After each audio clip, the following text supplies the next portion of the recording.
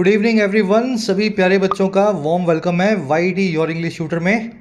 Wrong notion, one nation one election पे लिखा हुआ है, ये एडिटोरियल है द हिंदू का। पूरे देश में एक ही इलेक्शन होगा, एक बार ही होगा 5 साल में, जिसमें सारी स्टेट्स के, सेंटर के, पंचायत के, म्यूनसिपल बॉडीज़ के इलेक्शन एक साथ हो जाएंगे। तो ये ख्याल कितना अच्छा और बुरा है, इस आर्टिकल में अपने एनालाइज करेंगे। शुरू करेंगे क्लास को अपने क्विज़ के साथ में। ये आर्टिकल कल के द हिंदू का है 20 तारीख के, लेकिन कल हमने क्लास मिस कर दी थी, इसलिए इसको आज कवर कर रहे हैं। क्लास में कॉम्प्रिहेंशन, ग्रामर और वोकैब तीनों को बेसिक से लेके चलेंगे, और जो भी आप सीखेंगे क्लास के अंत में इस मोटे से दिखने वाले क्विज़ पे अपने को अप्लाई करना है। 11 में से 11 आपको नंबर मिलेंगे अगर आपने मन से क्लास को लिया होगा। सॉल्यूशंस आपको क्लास के अंत में करवाएंगे। आइए लेक्चर को शुरू करते हैं।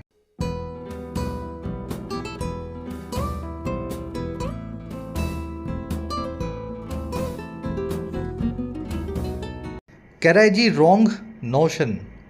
देखिए, नोशन का मतलब होता है ख्याल, विचार, आइडिया, कॉन्सेप्ट, और रॉन्ग का मतलब होता है गलत।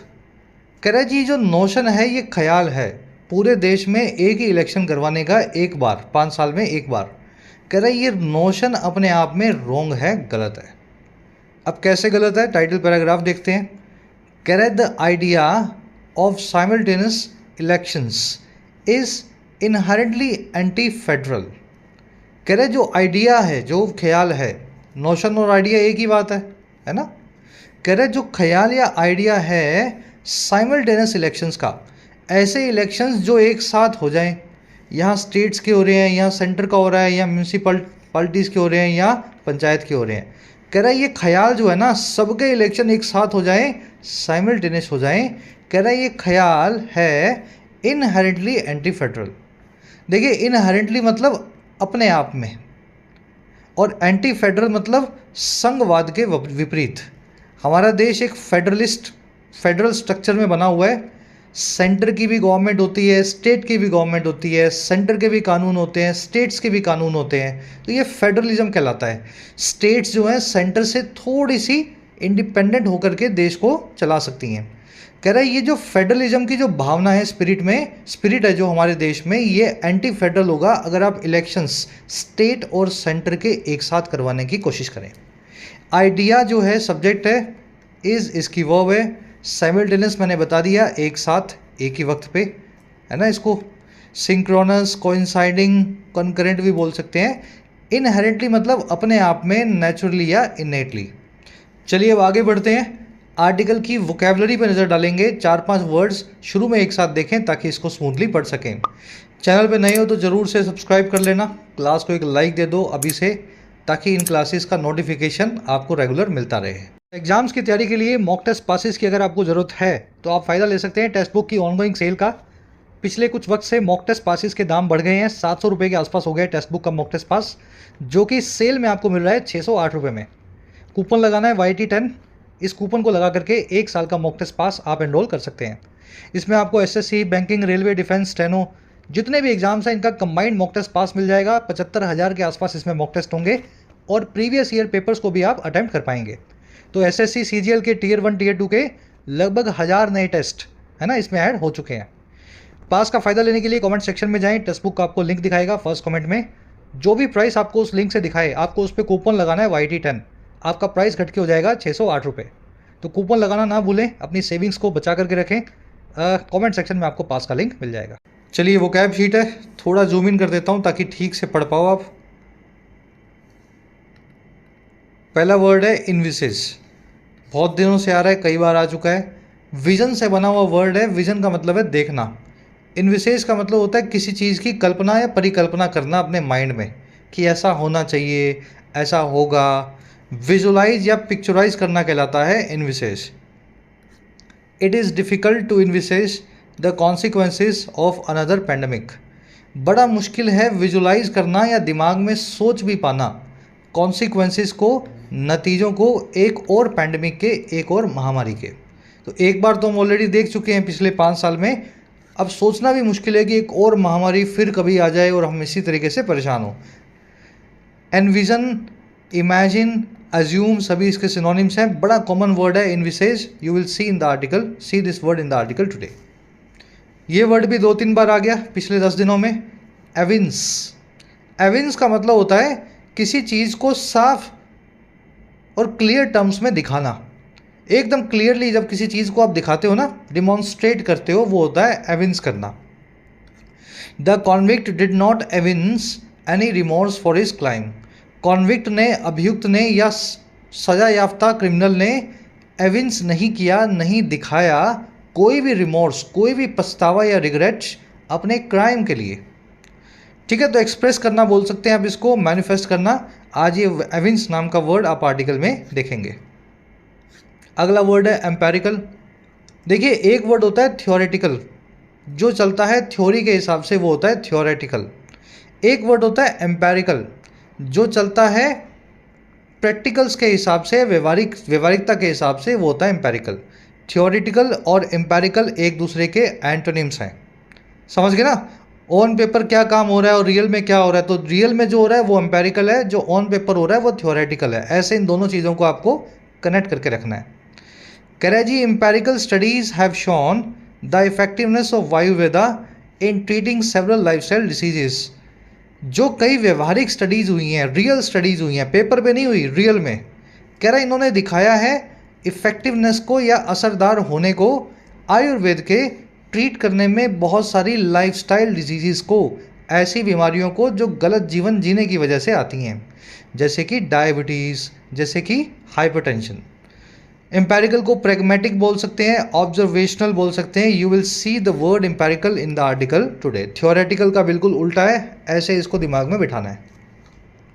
अगला फ्रेज अपने पास मिलिटेट अगेंस्ट। देखिए, मिलिट्री क्या होती है? फौजें आपकी, और फौजों का काम क्या होता है? बॉर्डर्स की रक्षा करना, एक्सटर्नल जो इवेंट्स हैं, एक्सटर्नल डेंजर जो है उसको मिटिगेट करना, है ना। आसपास का कोई देश हमला ना कर दे, आपके ऊपर चढ़ाई ना कर दे। मिलिट्री से ही मिलिटेट नाम का वर्ड निकाला हुआ है। अगर कोई चीज़ मिलिटेट अगेंस्ट करती है तो वो किसी दूसरी चीज़ को होने से या आगे बढ़ने से रोकती है। जैसे मिलिट्री रोकती है ना, भाई यहाँ पे बॉर्डर पे, यहाँ इधर खड़ी है LAC पे, उधर LOC पे, तो इन मिलिट्रीज़ का काम क्या है, हमारी BSF का और इन सब का, कि दुश्मन को या बाहर से आने वाले को अंदर आने से रोकना। तो मिलिटेट अगेंस्ट, किसी चीज़ को होने से रोकना या उसको आगे बढ़ने से रोकना। ऐसे ये फ्रेजल वर्ब याद रखनी है, बनी है वैसे। The lack of funding may militate against the success of the project. जो फंडिंग की या पैसे की कमी है वो होने से रोक सकती है सक्सेस को, कामयाबी को इस प्रोजेक्ट की। देखा, मिलिट्री से कहाँ ले आए हम इस वर्ड को, इसी तरीके से यूज़ होता है। अगर आपकी पढ़ाई के अंदर आपका मन ना लगना है, आप ठीक से नहीं कर पाते हो, तो ये मिलिटेट अगेंस्ट करता है आपके सिलेक्शन को, रोकता है आपके सिलेक्शन को। हिंडर, ऑब्स्ट्रक्ट, प्रिवेंट, सभी इसके सिनोनिम्स हैं। ये फ्रेजल वर्ब आर्टिकल में आप देखेंगे। लास्ट वर्ड है सबस्यूम। ये वर्ड बना है सब प्लस में अज्यूम से। इस वर्ड को अगर आपको समझना है, सब प्लस में अज्यूम को, तो आप GST का एग्जाम्पल ले लो, बड़े अच्छे से समझ में आएगा। पहले टैक्सेस हुआ करते थे, वैट, फिर एक टैक्स था entertainment tax, luxury tax, sales tax, ये सारे टैक्सेस, ऑक्ट्रॉय हुआ करता था। जब ये GST आया 2017 में, 16 में, 17 में, तो ये सारे टैक्सेस को GST ने अज्यूम कर लिया अपने नीचे। सब प्लस में अज्यूम कर लेना। GST ने बोला कि ये सारे टैक्स अब मेरे अंदर आ चुके हैं, अब ये अलग अलग लगाने की ज़रूरत नहीं है, बस GST लगा दो, बात ख़त्म। तो वहीं से इस वर्ड को अगर आप कनेक्ट करेंगे, किसी चीज़ को अपने दायरे में ले लेना, टेक ओवर कर लेना, अपने अंदर ही अज्यूम करवा लेना, कहलाता है सबज्यूम करना। सेंटेंस भी मैंने ऐसे ही बना रखा है, the goods and services tax has subsumed the value added tax and excise duty. GST ने अपने अंदर ले लिया है वैट और एक्साइज ड्यूटी को। इनकॉर्पोरेट करना, कॉलिगेट करना, इसके सिनोनिम्स हैं। You will C this word in the article today. चलिए 5 वर्ड्स डिटेल में हो गए। चलिए एक समरी आपको दें आर्टिकल की, किस बारे में लिखा हुआ है। देखिए, 1 नेशन 1 इलेक्शन सुनने में बहुत अच्छा लगता है। देश में एक बार इलेक्शन हो 5 साल में, और फिर 5 साल तक काम होता रहे, और फिर 5 साल बाद फिर से इलेक्शन हो, उसमें सारे इलेक्शंस आ जाएं। एक दिन आप सोमवार को आप लोकसभा का वोट डालें, मंगलवार को विधानसभा का, बुधवार को पंचायत का, गुरुवार को बोले तो जो है नगर पालिका का। तो 4-5 दिन में सारे इलेक्शन आपके एक हफ्ते में निपट जाएं। कह रहे लेकिन इसमें कई प्रॉब्लम्स हैं। प्रॉब्लम्स ये है इसमें सबसे बड़ी कि ये एंटी फेडरल स्ट्रक्चर जो है ना, हमारी फेडरल स्ट्रक्चर जो है उसको वायलेट करेगा। अगर किसी पार्टी की हवा चल रही है तो सोम मंगल बुध गुरु चारों दिन उसी पार्टी को वोट पड़ जाएगा। फिर आपके मोहल्ले की समस्याएं और देश की समस्याएं चाहे अलग अलग हों, लेकिन एक ही पार्टी का आदमी आपका मोहल्ला और देश संभाल रहा होगा। तो ये फेडरलिज्म के खिलाफ है, संघवाद को तोड़ने वाली बात है। और दूसरा जो आप कह रहे हैं कि इससे कॉस्ट बचेगी, पैसा बचेगा, वो बात भी गलत है। इस तरह के इलेक्शन में हो सकता है पैसा आपको ज़्यादा लगाना पड़े, उसके कई आपको फैक्ट्स और फिगर्स आर्टिकल में दिखाएगा। तो आज का आर्टिकल इसी चीज़ के खिलाफ है कि वन नेशन वन इलेक्शन, इस आइडिया को, ख्याल को दिमाग से निकाल देना चाहिए, है ना। चलिए, आज की टोन है क्रिटिकल, क्रिटिसाइज कर रहे हैं। लेक्चर को शुरू करते हैं। कह रहा है जी, notwithstanding the opposition from political parties and many in civil society to the idea of simultaneous elections, the union government has decided to accept the recommendations of a high level committee headed by former President Ram Nath Kovind to go ahead with the scheme। कह रहा है जी, not with standing यानी बावजूद, opposition के, विरोध के। Not with standing मतलब बावजूद, ऑपोजिशन यानी विरोध। ये मैं आपको पूरा भी करवाऊंगा ना ये कॉन्सेप्ट। कह रहा है बावजूद विरोध के जो आया है पॉलिटिकल पार्टीज से और आया है कई लोगों से, मैनी से, सिविल सोसाइटी के अंदर, सभ्य समाज में।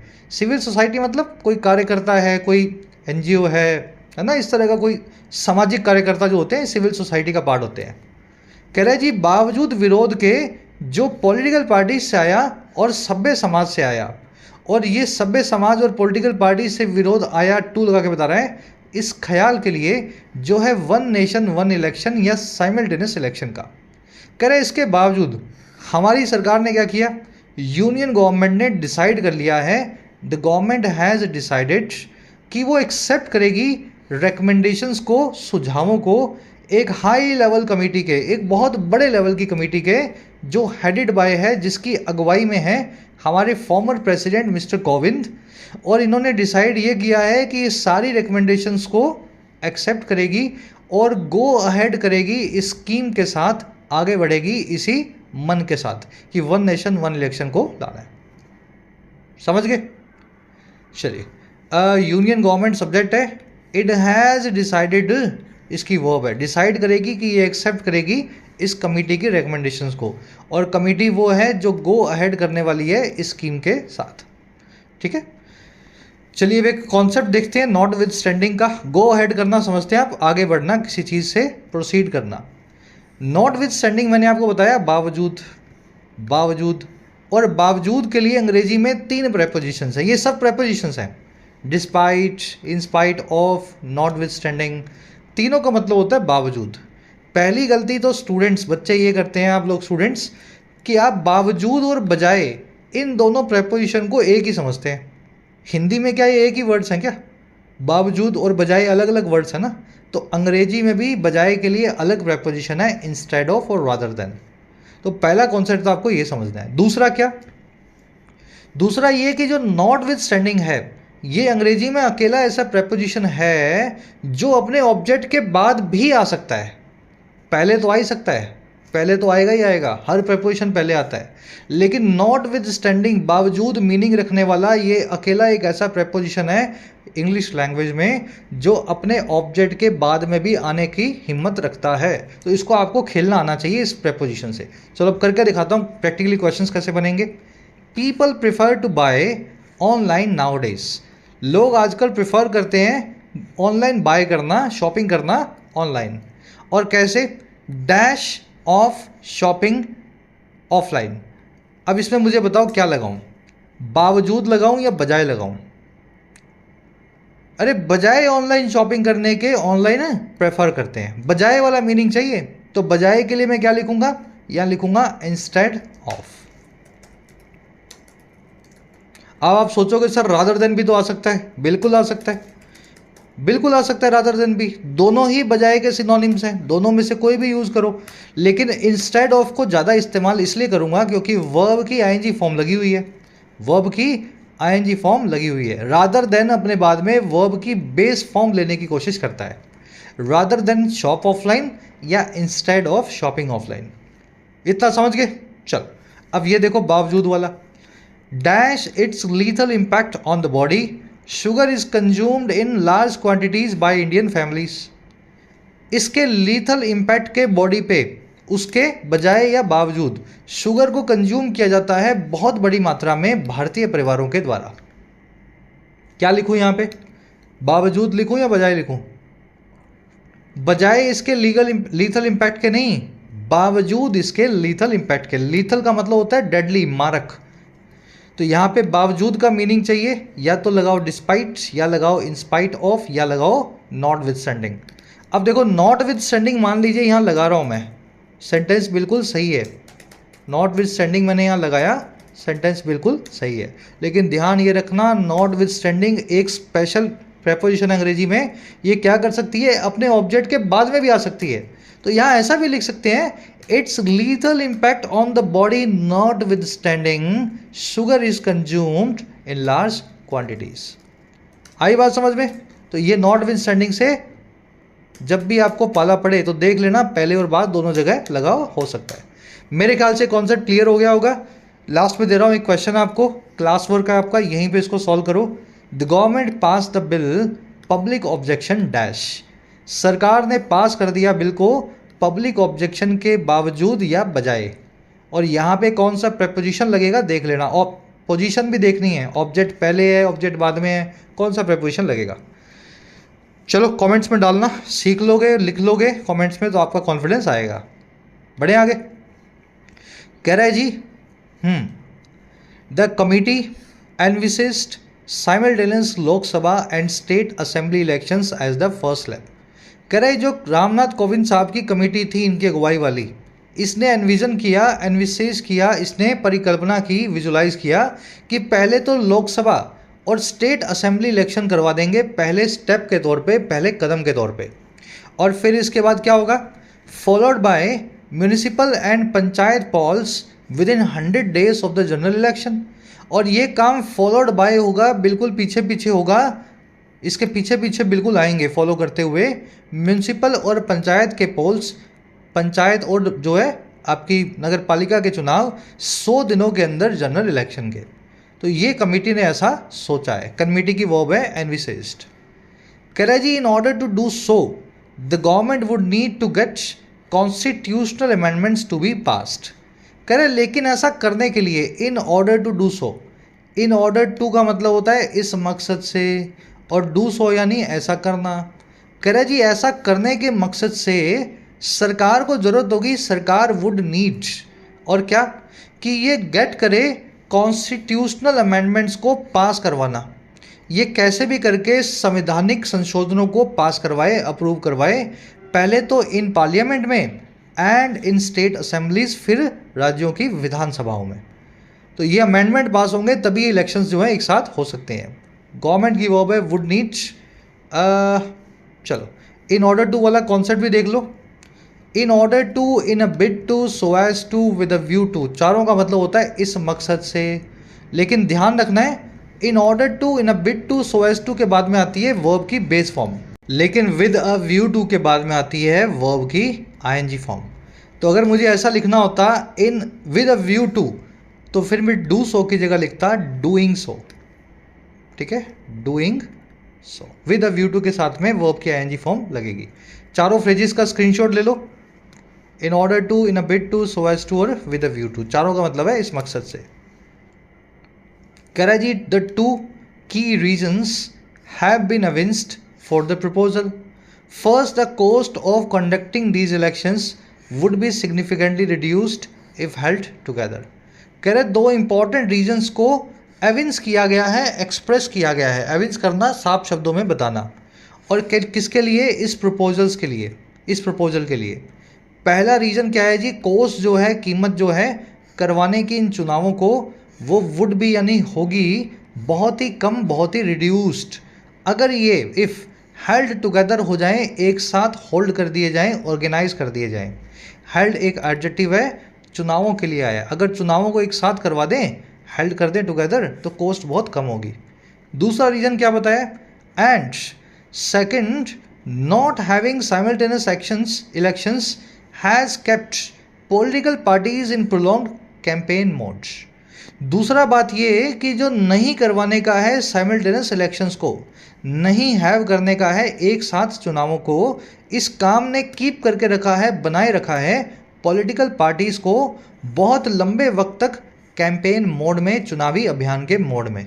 जब चुनाव हर 6 महीने से कहीं ना कहीं हो रहा है तो पॉलिटिकल पार्टीज़ भी हमेशा चुनाव की ही तैयारियां कर रही हैं, आज इधर आज उधर कल इधर, तो इससे वो काम कब करेंगी? तो ये काम भी इन्होंने दूसरा रीज़न भी दिया। तो पॉलिटिकल पार्टीज़ को कीप किया है कैंपेन मोड में, प्रोलॉन्ग्ड यानी लंबे चलते हुए कैंपेन मोड में, impacting governance and legislative work, impact करते हुए इनके प्रशासन के और कानून बनाने के काम को। तो 2 रीज़न समझ गए जो सरकार ने बताए हैं। पहला रीजन्स बता दिया, वो कॉस्ट कम होगी। दूसरा क्या है, चुनाव जो एक साथ होंगे तो इनका चुनावों से ध्यान हटेगा, एक बार चुनाव खत्म होंगे फिर ये काम की तरफ लगेंगे। रीजन्स की वर्ब है हैव बीन एविंस्ड, एविंस करना, क्लियरली एक्सप्रेस करना। कोस की वर्ब है would be reduced. Not having की वर्ब है हैज़ केप्ट। वर्ब की आईएनजी फॉर्म जीरेंट जब भी सब्जेक्ट बनेगा, जैसे इस केस में बना हुआ है, वर्ब हमेशा सिंगुलर होगी, जीरेंट सिंगुलर वर्ब लेता है। प्रोलॉन्ग यानी लंबा चलता हुआ कोई काम जो रुके ही नहीं, है ना, लंबा खिंच जाए, प्रोलॉन्ग्ड। कह रहे there has been little to no empirical data to support the first reason. कह रहे अगर पहले रीजन की बात करें तो वहाँ पे ना से लेकर, लिटिल से लेकर के ना के बराबर व्यवहारिक डेटा है, मतलब कुछ भी डेटा है ही नहीं सपोर्ट करने के लिए सरकार के पहले रीजन को। कॉस्ट कम होगी, इस चीज़ के लिए हमारे पास कोई भी सबूत नहीं है।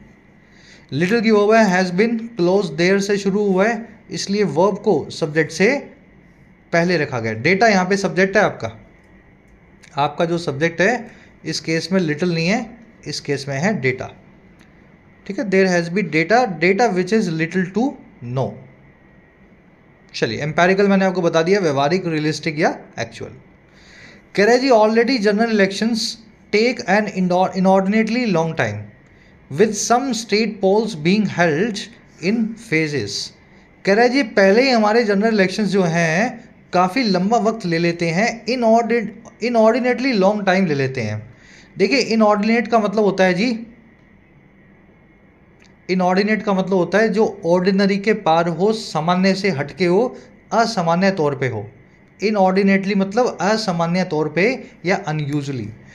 कह रहे कुछ स्टेट्स के पोल हेल्ड होते हुए इन फेजेस में, इसमें कई स्टेट्स के पोल भी हैं, वो कई फेजेस में करवाए जाते हैं। तो आप एक देश एक चुनाव कैसे करवा लोगे? ऑलरेडी आपसे जब जनरल इलेक्शन करवाना होता है तब भी वो 2-2 महीने आपसे नहीं हो पाता, लंबा चलता है आपसे। जनरल इलेक्शंस की वो है टेक। कह रहे हैं simultaneous elections could prolong this process. अगर आपने सारे चुनाव एक साथ करवा दिए तो ये प्रोसेस और लंबी हो जाएगी, अभी जो 2 महीने का काम है वो शायद 6 महीने में निपटेगा। One of the committee's recommendations is that if a state assembly gets dissolved before 5 years of its term after the appointed date, fresh mid-term elections will be held। देखो बीच का मैं सारा छोड़ रहा हूँ, डैश से डैश के बीच का मत पढ़ा करो, उसको छोड़ करके लास्ट में पढ़ा करो, मीनिंग उसका निकालने की ज़रूरत आपको नहीं होती, इतना ही पढ़ लेते हैं। कह रहा है जी कमेटी की जो रिकमेंडेशंस हैं, इस कमेटी के जो सुझाव हैं, उनमें से एक सुझाव ये है दैट वो ये कि अगर इफ़ एक स्टेट असेंबली जो है, राज्य की विधानसभा जो है, वो डिज़ोल्व हो जाती है, टूट जाती है 5 साल से पहले इसकी टर्म के। भैया आपने 1 तारीख को सारे इलेक्शंस करवा दिए, 1 जनवरी को 2025 में, अब 2030 में होंगे सारे इलेक्शंस 1 जनवरी को, लेकिन बीच में मान लीजिए किसी स्टेट की सरकार गिर गई, तो कह रहा है उस केस में क्या होगा? कह रहा है जी अपॉइंटेड डेट के बाद अगर सरकार गिर जाए, उस इलेक्शन वाली डेट के बाद, तो fresh mid term elections will be held, नए मिड टर्म इलेक्शंस करवाए जाएंगे। कह रहा है जी but the new assemblies will not have a full 5 year tenure, लेकिन जो नई असेंबली बनेगी उसका 5 साल का कार्यकाल नहीं होगा। समझ पाए ना? 2025 में आपने सारे इलेक्शंस करवाए, बीच में 4 स्टेटों की सरकार गिर गई, अब अगले इलेक्शन 2030 में होने सबके, लेकिन इन 4 स्टेट के आपको करवाने ही पड़ेंगे। पर जैसे ही इनके 4 स्टेट के इलेक्शंस करवाओगे तो ये इनकी सरकारें 2030 में अपने आप भंग हो जाएंगी। मतलब हो सकता है किसी सरकार को 1 ही साल मिले, किसी को 6 महीना मिले, किसी को 2 ही साल मिले। तो ये इन्होंने कमेटी ने ऐसा रिकमेंडेशन दिया है। चलिए, 1 की वर्ब है इज स्टेट असेंबली की वर्ब है गेट्स डिजॉल्व, डिजॉल्व करना यानी टूट जाना, भंग हो जाना। इलेक्शंस की वर्ब है फ्रेश मिड टर्म इलेक्शंस की वर्ब है विल बी हेल्ड। अच्छा, बट न्यू असेंबली इसकी वर्ब है विल नॉट हैव। सिंक्रोनाइज करना यानी चीज़ों को मिलाना। अब ये बीच वाला पढ़ लो। कह रहे जी अपॉइंटेड डेट वो है the date for synchronising Lok Sabha and assembly elections. ये वो अपॉइंटेड डेट है जहाँ पे एक दिन में सबके चुनाव होने हैं या एक साथ ही सबके चुनाव होने हैं। सिंक्रोनाइज लोकसभा असेंबली इलेक्शंस होने हैं। कह रहे जी दिस हाँ, अच्छा हाँ, देख लो आगे ये वाला रह गया। कह रहा है its tenure will end 5 years from the appointed date. इसका टेन्योर जो है वो ख़त्म हो जाएगा अपॉइंटेड डेट से 5 साल के बाद, यानी अगले जब इलेक्शन होने हैं तब इसका टेन्योर खत्म हो जाएगा। टेन्योर होता है कार्यकाल। कह रहा है जी this provision militates against the original idea of cost cutting. कह रहा है ये प्रोविजन ही मिलिटेट अगेंस्ट करता है, होने से रोकता है, रस्ते का रोड़ा बनता है उस ओरिजिनल ख्याल के जो है पैसा बचाने का, कॉस्ट कटिंग का, थ्रू साइमल्टेनियस इलेक्शंस के जरिए। भैया आपने पहले तो करवाया इसका 3 साल बाद इलेक्शंस, फिर 3 साल बाद सरकार तोड़नी पड़ी, फिर 5 साल बाद जब आपकी नई इलेक्शन की डेट आई फिर इसका करवाया। मतलब एक की जगह डबल इलेक्शन करवाने पड़ रहे हैं आपको, कहीं कहीं 5 साल के दौरान आपका कॉस्ट ज़्यादा होगा। कह रहा है it is also anti federal idea, साथ ही साथ ये आइडिया एंटी फेडरल भी है, संघवाद के खिलाफ है। क्लास में बोर तो नहीं हो रहे, थोड़ा ये पॉलिटी से रिलेटेड है। जिन बच्चों को पॉलिटिक्स, अपने देश की पॉलिटी, विधानसभा, लोकसभा चुनाव, इलेक्शन, कॉन्स्टिट्यूशन, इनके बारे में नहीं पता, उनको लगेगा थोड़ा, लेकिन आपको पता होना चाहिए, है ना। बच्चे तो आप हो नहीं, एडल्ट हो। कह रहा है in a multi tiered governance system people choose their representatives based on their perception of who is best suited. कह रहा है एक मल्टी टीयर्ड गवर्नेंस सिस्टम में, ऐसा गवर्नेंस सिस्टम जिसमें कई टीयर्स हों, लेवल्स हों, लोकसभा हो, विधानसभा हो, पंचायत हो, म्यूनसिपालिटी हो। कह रहा है ऐसे एक सिस्टम में ना लोग चूज़ करते हैं अपने प्रतिनिधियों को, नुमाइंदों को उस परसेप्शन के आधार पे, उस नज़रिए के हिसाब से, आधार पे, परसेप्शन यानी नज़रिया जो है कि कौन बेस्ट सूटेड है उनके लिए, कौन सबसे अच्छा है। तो हो सकता है केंद्र में कोई और अच्छा लगता हो, स्टेट में कोई और अच्छा लगता हो, और मोहल्ले में पार्षद के चुनाव में कोई और अच्छा लग जाए, है ना, अलग पार्टी का आदमी। तो लोग हमेशा अलग अलग तरीके से वोट करना ये किया करते हैं ऐसे सिस्टम में। पीपल की वर्ब है चूज, हु की वर्ब है इज, बेस्ट सूटेड यानी जो सबसे अच्छा हो आपके लिए। बेस्ट सूटेड के लिए एक बहुत अच्छा फ्रेज भी है अंग्रेजी में, इडियम भी है, अगर किसी को याद हो। कोई ऐसा आदमी जो किसी काम के लिए बेस्ट सूटेड होता है उसको अंग्रेजी में बोलते हैं to be cut out for something. ठीक है, जैसे कोई आदमी पढ़ाने के लिए बड़ा बेस्ट सूटेड है तो that person is cut out for teaching, है ना। ऐसे आप इसको याद करें और यूज करना शुरू करें। The power being demarcated for different levels of government allows for distinct roles for each representative and suggests varied voter choices। कह रहे जी जो पावर है, जो सत्ता है, जो ताकत है, जो डिमार्केट हो रही है, जिसके टुकड़े हो रहे हैं, जिसकी सीमाएं बंध रही हैं अलग अलग डिफरेंट लेवल्स पे गवर्नमेंट के, केंद्र में कोई और, राज्य में कोई और, अलग अलग पावर्स मिली है ना। 2 बार इलेक्शन हो रहा है, चाहे आप दोनों में एक पार्टी को जिता दो, लेकिन इलेक्शन 2 बार होता है अलग अलग वक्त पे।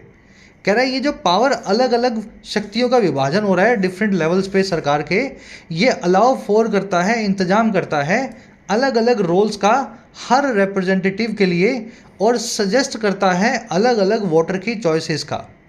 That could be based on party affiliation, candidate strength, ideological positions और सोशियो इकोनॉमिक रीजन्स। वोटर की चॉइसेस इन सभी चीज़ों पे आधारित हो सकती है, बेस्ड हो सकती है। कहीं उसको पार्टी से एफिलिएशन है, पार्टी से प्यार है, लॉयल्टी है, कहीं उसका कैंडिडेट बड़ा स्ट्रॉन्ग है, कहीं पे आइडियोलॉजिकल पोजीशन है, वो हिंदू है, मुस्लिम है ना, किसी जाति से, अगड़ी पिछड़ी से आता है, आइडियोलॉजी उसकी अलग है, कहीं उसके सोशल इकोनॉमिक रीजन्स हैं, वो अमीर है, गरीब है। तो इन सभी चीज़ों के ऊपर वोट देने की उसके पास पावर होती है। दैट आर कॉन्स्टिट्यूएंसी स्पेसिफिक, जो कॉन्स्टिट्यूएंसी स्पेसिफिक होते हैं चुनाव क्षेत्र के हिसाब से होते हैं।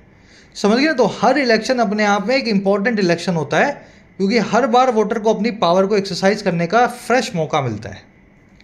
समझ गए? ये कहना चाह रहा है, अलग अलग लेवल्स पे अलग अलग पावर्स हैं। ऐसा नहीं है एक बार किसी को पीएम बना दिया तो बस वही 5 साल अब सब कुछ देखेगा आपका। मोहल्ले की सफाई हुई है वो भी पीएम तक की जाएगी बात है ना, ऐसा नहीं है। आप हर लेवल पे अलग आदमी को चूज करने की आपके पास विकल्प रहता है। पावर की वर्ब है अलाउंस, दूसरी वर्ब है सजेस्ट, दैट की वर्ब है कुड बी बेस्ड। एफिलिएशन यानी किसी से लॉयल्टी, डिमार्केट करना, विभाजन करना, किसी चीज़ को अलग अलग सीमाओं में बांधना। कह रहे जी each tier has its exclusive importance, हर लेवल की अपनी एक खास इंपॉर्टेंस है चुनाव की। And so does the related election, और इसी तरीके से उसके इलेक्शन की भी अपनी भूमिका है ना। द सेकेंड रीजन, तो ये पहला रीजन इसने बताया। अब कह रहा है the second reason that representatives are in perennial campaign mode and therefore polls to each tier should be held during the same period is problematic। कह रहा है जो दूसरा रीजन इन्होंने दिया है सरकार ने कि ये जो रिप्रेजेंटेटिव्स हैं, जो नुमाइंदे हैं जो चुनाव में खड़े होते हैं, कह रहा है जी वो नुमाइंदे दैट वो हमेशा ही पेरिनियल ही कैंपेन मोड में होते हैं। पेरिनियल मतलब चलते जाना लगातार, परपेचुअली है ना, एंडलेसली। तो ये सारे कैंप जो हमारे रिप्रेजेंटेटिव या नेता हैं बिना रुके लगातार कैंपेन मोड में रहते हैं। और कह रहा है जी इस प्रकार से पोल्स जो हैं हर टीयर के हर लेवल के वो करवाए जाने चाहिए एक ही पीरियड के दौरान। कह रहा है ये रीज़न जो है ये प्रॉब्लमेटिक है। आई बात समझ में? सेंटेंस का मीनिंग समझे आप? ये रीज़न अपने आप में गलत रीज़न है। रीज़न की वर्ब है इज, रिप्रेजेंटेटिव्स की वर्ब है आर, पोल्स की वर्ब है शुड बी हेल्ड। पेरिनियल मतलब हर वक्त लगातार कोई चीज़ चलती रहे बिना रुके, पेरिनियल। कह रहा है जी गलत क्यों है? कह रहा है for one that national representatives of parties are forever in campaign mode is a consequence of the centralising tendencies of parties. कह रहा है जी रीज़न पहला ये है कि दैट ये बात की कि जो नेशनल रिप्रेजेंटेटिव हैं हमारे बड़े नेता हैं पार्टियों के, वो हमेशा कैंपेन मोड में होते हैं। कह रहा है वो ये बात जो है ना ये एक कॉन्सिक्वेंस है, एक नतीजा है पार्टियों की सेंट्रलाइजिंग टेंडेंसीज का, अपने हाथ में सेंट्रलाइज करने की प्रवृत्ति का, पावर को। भाई चुनाव हो रहा है त्रिपुरा में, कश्मीर में है ना, या कहीं तेलंगाना में, मान लीजिए सेंटर में सरकार बनी है तो वो अपने कामकाज पे फोकस नहीं करेगी, वो सारा काम ठप करके तेलंगाना, कश्मीर और त्रिपुरा जाने की कोशिश करेगी, चुनाव करवाने की कोशिश करेगी। अरे आप सेंट्रलाइज मत करो ना पावर को। त्रिपुरा की आपकी टीम देख लेगी चुनाव कैसे करवाना है, तेलंगाना की टीम देख लेगी, आपको तो सेंटर में बिठाया था, वहाँ काम करो बैठ के। बड़े नेताओं की बात कर रहा है।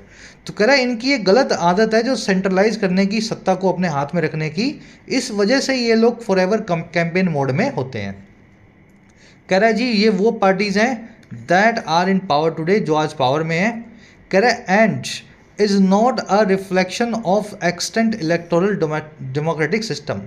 और ये जो चीज़ है ना ये एक रिफ्लेक्शन या परछाई नहीं है हमारे एक्सटेंट यानी जो अभी चल रहा है, जो एग्जिस्टिंग है इलेक्टोरल डेमोक्रेटिक सिस्टम की, हमारे चुनावी जो है जनतांत्रिक सिस्टम की।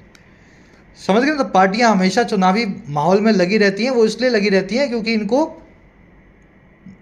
सत्ता को अपने हाथ में रखना होता है। स्टेट की कमान जो है उसके पास में पावर नहीं देते हैं कि आप देख लेना चुनाव इस बार कैसे करवाना है आपको, है ना, खुद जाएंगे हर जगह अपना हेलीकॉप्टर लेकर के।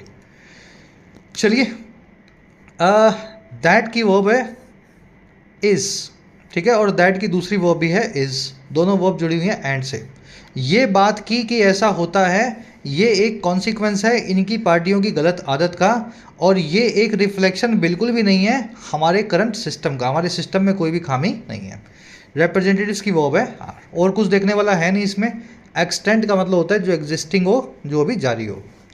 कह रहा है जी second subsuming multi-tier elections into simultaneous mode has the potential to reduce the importance of each tier।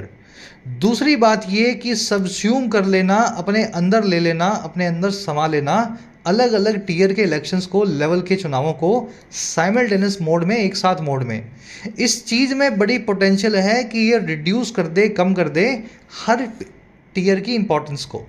और कैसे? Specially the assembly and municipal panchayat levels, खास करके टीयर 2, टीयर 3 और टीयर 4 लेवल के इलेक्शंस की, विधानसभा के, पंचायत की और नगर पालिका के इलेक्शंस की कह रहा है। और ये एंटी फेडरल है एंड इज एंटी फेडरल। भाई आपको लोकसभा चुनावों पे सारा शिफ्ट आपका ध्यान होगा, है ना, फोकस होगा। पंचायत के चुनाव और इधर छोटे मोटे चुनावों में, है ना, आपको लगेगा यार लोकसभा में जिसको वोट दिया उसको यहाँ भी दे देता हूँ। तो फेडरलिज्म तो टूट गया ना यहाँ पे, पूरे देश में एक ही चुनाव हो गया, एक ही आदमी को आपने जिता दिया। तो इस तरीके से ये सबस्यूम करने का काम जो है बाकी चुनावों की महत्वपूर्णता को कम कर देता है। सबस्यूम करना, चीज़ों को अपने आप में ले लेना, वर्ब है इसकी पहली हैज़ और दूसरी वर्ब है is. It has the potential, it is anti federal. कह रहे जी lastly, to effect this proposal the tenures of quite a few state governments will have to be cut short. कह रहा आखिरी बात ये है, इस प्रपोजल को इफेक्ट लाने के लिए, इफेक्ट करने के लिए, असर में लाने के लिए जो कार्यकाल हैं काफ़ी सारी स्टेट गवर्नमेंट्स के, राज्य सरकारों के, उनको आपको तोड़ना पड़ेगा, कट शॉर्ट करना होगा ना। मान लीजिए एक डेट आपने लगा दी 2030, तो 2030 में मान लीजिए किसी सरकार के 2 ही साल हुए हैं, तो आप उसकी सरकार भंग करोगे और फिर से इलेक्शन करवाओगे, ये काम भी आपको करना पड़ेगा। ठीक है, टेन्योर्स की over will have to be cut short. Parties and civil society actors committed to federalism must squarely reject. कह रहे हैं पॉलिटिकल पार्टीज़ को और सभ्य समाज के लोगों को, एक्टर्स को, और वो लोग जो कमिटेड हैं, जो न्यौछावर हैं देश के संघवाद पे, कह रहे हैं इनको स्क्वायरली, सीधे सीधे या डायरेक्टली रिजेक्ट कर देना चाहिए, खारिज कर देना चाहिए इस प्रपोजल को जो आया है यूनियन गवर्नमेंट से। तो अभी तो प्रपोजल है, सरकार सोच रही है इस पे कानून बनाए, उसको अभी सिरे से ही खारिज कर दो, सीधे सीधे स्क्वायरली खारिज कर दो, तो सरकार इस पे आगे ना बढ़ पाए। पार्टीज और सिविल सोसाइटी एक्टर्स की वर्ब है मस्ट रिजेक्ट। कमिटेड टू यानी किसी चीज़ के लिए कमिटेड हैं आप, न्यौछावर हैं किसी काम के लिए, वचनबद्ध हैं। स्क्वायरली यानी सीधे सीधे, जब आप कोई चीज़ को राउंड अबाउट करते हो तो घुमा के करते हो, सीधे सीधे नहीं करते, राउंड अबाउट। स्क्वायरली मतलब सीधे सीधे जा रहे हो एकदम, है ना, डायरेक्ट वे के अंदर।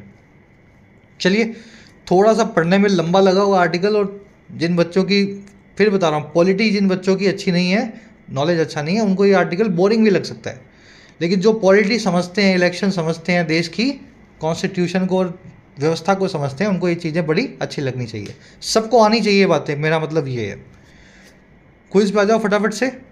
फर्स्ट क्वेश्चन कहता है जी, पैसेज सजेस्ट करता है कि कट शॉर्ट करना कई स्टेट गवर्नमेंट्स के टेन्योर को, कार्यकालों को, इस इलेक्शन को करवाने के लिए वो कैसा स्टेप है, वो कैसी अप्रोच है। पैसेज के हिसाब से स्टेट असेंबली के, समझ गए ना, कई असेंबलीज को तोड़ देना या भंग कर देना काम जो है वो कैसा काम है। वन नेशन वन इलेक्शन के नाम पे भंग कर देना कैसा काम है। बहुत मुश्किल नहीं है, एक बार पढ़ो इसको, चारों क्वेश्चंस को, वीडियो को पॉज कर लेना।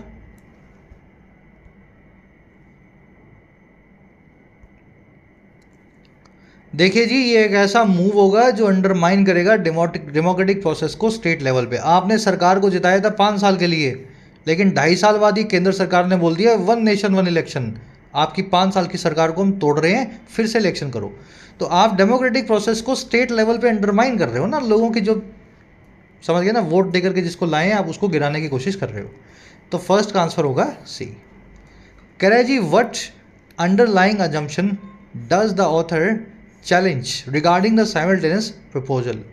कौन सा अजम्पशन जो सरकार का है, जो सरकार ने सोचा हुआ है, जो यकीन है, विश्वास है, उसको ये पैसेज जो है चैलेंज करता है। वन नेशन वन इलेक्शन को लेकर के कौन सा ऐसा सरकार का ख्याल है जिसको हमने चैलेंज किया है इस आर्टिकल में। बहुत इजी है, एक बार करो, खुद से पढ़ने की कोशिश करो, पढ़ते ही आंसर निकल आएगा। चलो वीडियो को पॉज करके देख लेना। देखो, सरकार का ख्याल ये है कि इलेक्शंस जब एक साथ होंगे तो जो नेता लोग हैं वो लगातार इलेक्शन मोड में नहीं रहेंगे। इसी चीज़ को हमने इस आर्टिकल में चैलेंज किया है। Simultaneous actions will improve the governance by minimising time spent on elections. वो अभी भी कैंपेन मोड में नहीं रह सकते हैं, अभी भी वो चाहें तो अपने काम पे फोकस करें और स्टेट और म्यूनसिपालिटी के इलेक्शंस को वहाँ के विंग पे छोड़ दे, पर अभी वो ऐसा काम नहीं करते हैं। चलिए फिलर है यहाँ पे 2 क्वेश्चंस, 2 ब्लैंक्स आपको दिए हैं और दोनों वर्ड्स को यूज़ करना है, एविंस और सब्ज्यूम को। क्योंकि ये दोनों नए वर्ड्स हैं इसलिए आप थोड़ा सा अपना है ना आज अपना मेंटल वर्कआउट आपको करना पड़ेगा, सही मीनिंग के साथ में इन वर्ड्स को फिट करना है। The new policy aims to evince या subsume local regulations under a broader national framework but it evinced या सब्स्यूम्ड, वो आपकी सेकेंड फॉर्म लगा लेंगे यहाँ, no clear benefits for communities affected. करवा रहा हूँ मैं इसको भी, किसी ने मुझे सजेस्ट किया था सर आप ये क्वेश्चंस भी करवा दिया करो। चलो खुद से ट्राई दे ली ना आपने। नई पॉलिसी एम करती है लोकल रेगुलेशंस को एक ब्रॉडर नेशनल फ्रेमवर्क के नीचे ले लेने की, इंक्लूड कर लेने की। सारे छोटे छोटे कानूनों को, लोकल कानूनों को बड़े कानून के नीचे ले लिया जाएगा। तो इट एम्स टू सब्स्यूम है ना। लेकिन इसने एविंस नहीं किया, एक्सप्रेस नहीं किया, दिखाया नहीं कोई भी साफ बेनिफिट उन कम्युनिटीज़ के लिए जो प्रभावित हैं। यहाँ पे एविंस यूज होगा दूसरे वाले में, ठीक है। फर्स्ट के अंदर जो फर्स्ट ब्लैंक में सब्स्यूम, दूसरे में एविंस, यहाँ पे एविंस लग जाएगा, सेकंड फॉर्म बन जाएगी। पेरिनियल का मीनिंग पूछा है, ऐसी चीज़ पेरिनियल होती है वो कैसी होती है। नॉट विद स्टैंडिंग इस प्रेपोजिशन का सिनोनिम आपसे पूछा है। और एक ऐसी चीज़ जो एक्सपेरिमेंट और ऑब्जर्वेशन पे आधारित हो उसको क्या बोलते हैं, एनविसेस बोलते हैं, एम्पेरिकल बोलते हैं या एविंस बोलते हैं। बड़े इजी क्वेश्चंस हैं, फर्स्ट कमेंट में आंसर डाल दिए इनके, चेक कर लेना। लास्ट में फ्रेजल वर्ब पूछिए आपसे, मिलिटेट अगेंस्ट का क्या मीनिंग है, करवाया था ये भी अच्छे से आपको। और to be cut out for something याद है ना, फ्रेजल वर्ब आई थी, फ्रेजल वर्ब क्या बोल रहा हूँ, ईडियम आई थी आर्टिकल में, to be cut out for something. चलो बाद में इसको कर दूंगा मैं। लास्ट में आ जाओ, 3 एरर्स आपको मिलेंगी, 2 एरर्स। पहली एरर मिल सकती है इस वर्ड की वजह से, दैट देख लेना, खुद की अपनी अलग से वर्ब लेता है कभी कभी। और दूसरी एरर मिल सकती है विद अ व्यू टू इस फ्रेज के आसपास। कितने मार्क्स मिले जरूर से बताना, फर्स्ट कमेंट में आंसर डाल दिए। आउट ऑफ 11 2 मिले, 3 मिले, 5 मिले या 11 मिले, अपने मार्क को लिखा करो। क्लास आज की कैसी लगी, बहुत कम लोगों ने पूरी देखी होगी, लेकिन पूरी देखी है तो आज तो ज़रूर से लिख के बताना सर पूरी देख ली है पीडी और इंटरेस्टिंग लगी, सब समझ में आया पीडीआई। कल आपसे लेंगे मुलाकात कल की क्लास में। जिन बच्चों को कोर्सेज की ज़रूरत है, एक्स्ट्रा क्लासेस की ज़रूरत है, you can take the benefits of the courses. Application को डाउनलोड करें, YT ऐप को, आपको राइटिंग का, SSC का और बैंकिंग का, इनफैक्ट UPSC का भी कोर्स मिल जाएगा। अफोर्डेबल कोर्सेज है, मेहनत करना चाहते हैं तो ऐप को डाउनलोड करें, कमेंट सेक्शन में लिंक रखा गया है, you can take the benefits. चलिए अंटिल देन साइनिंग आउट।